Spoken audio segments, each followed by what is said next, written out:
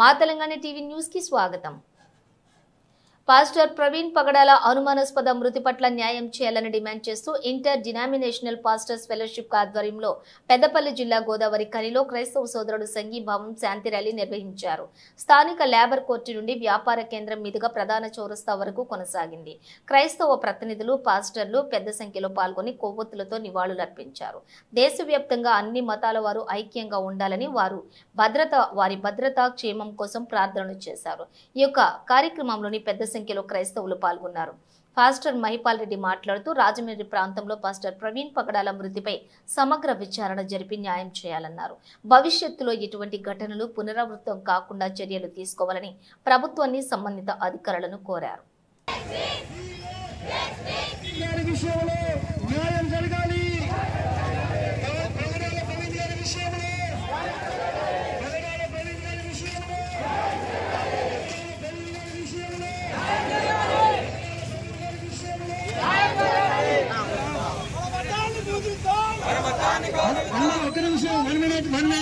అందరూ అటువైపు వెళ్ళి ఇటువైపు తిరగండి. ప్రకాష్ పాస్టర్ గారు ఎక్కడ ఉందో ముందుకు రండి.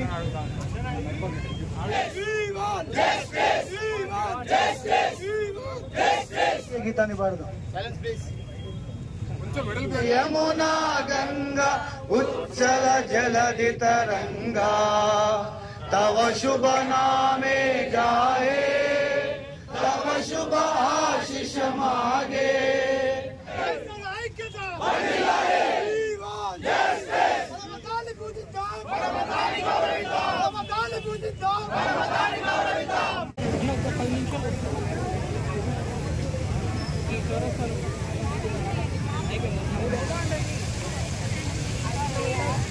ప్రవీణ్ పగడాల గారు మంచి అంతర్జాతీయ సువార్థికునిగా, అదేవిధంగా సామాజిక కార్యక్రమాలు చేస్తున్న వారుగా, అదేవిధంగా అనేకుల క్షేమంను కోరిన వారుగా, ఒక వక్తగా మనిషిని మనిషిగా చూడాలని, మనిషిని మత ప్రాతిపదిక చూడకూడదని బోధించినట్టు ఒక మంచి బోధకునిగా వారి ఈ సమయంలో మా మధ్య లేకపోవడము క్రైస్తవ సమాజానికి ఎంతో లోటు అని మేము భావిస్తూ ఉన్నాం. అదేవిధంగా వారి మరణము యాక్సిడెంటల్ గా జరిగినదా, లేదా ఈ మరణం వెనుక క్రైస్తవ సమాజంలో అనేకమైన అనుమానాలు రేకెత్తుతున్నాయి. ఈ అనుమానాల వెనుక అసలు నిజం ఎంత ఉంది అనేది ప్రాథమికంగా పోలీస్ అధికారులు తప్పకుండా మాకు తెలియవలసిందిగా కోరుతా ఉన్నాం. అదేవిధముగా ప్రస్తుత సమాజంలో క్రైస్తవుడు ఎప్పుడు కూడా శాంతిని మాత్రమే బోధిస్తూ ఉంటాడు, ప్రతి ఒక్కరిని క్షమించాలని బోధిస్తూ ఉంటాడు. అలాంటి క్రైస్తవ సమాజం మీద ప్రస్తుతం సోషల్ మీడియాలో కానివ్వండి, లేదా అనేక విధాలుగా చాలా విచిత్రమైనటువంటి విధానములో రెచ్చగొట్టే పోస్టులు పెడుతున్నటువంటి అనేకుల విషయంలో ప్రభుత్వాలు ఒక ప్రత్యేకమైనటువంటి చొరవ తీసుకోవాలని, క్రైస్తవ సమాజానికి తెలుగు రాష్ట్రాలు కానివ్వండి, ప్రభుత్వాలు కానివ్వండి ఎల్లవేళలా అండగా ఉండాలని మేము క్రైస్తవ సంఘాల తరపున, క్రైస్తవ సమాజము తరపున మేము ప్రాధేయపడుతున్నాం.